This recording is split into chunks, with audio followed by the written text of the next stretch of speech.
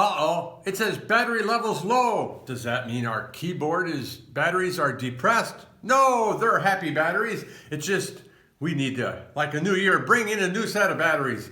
So for those that don't know how to do it, or better yet, if you don't want to ask your significant other how to replace the batteries on your keyboard, then watch this video and we'll show you how real easily.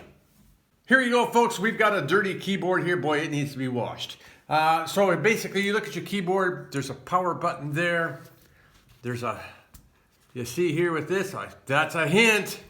So take a coin, something that's thinner than the groove, turn it counterclockwise.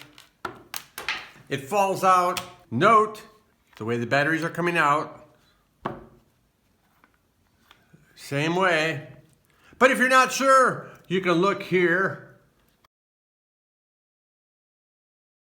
You see there, it'll show you the direction of the battery and which side's plus, minus. It says plus goes in first. So then we take two new AA batteries, Energizer or Duracell, whatever's your choice.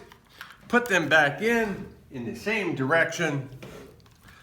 We take our cap and we hand screw it in, because if you don't hand screw it and you use a tool to screw it in to begin with, you might mess up the threads and not have it work anymore, then have to buy a new keyboard. Take your super duper gadget coin, turn it clockwise just so it's tight. We'll see you back at the computer.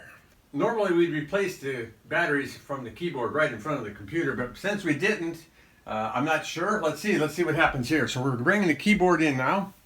Okay, so we brought our keyboard in now, and one of the things you're going to need to do is make sure it's turned on.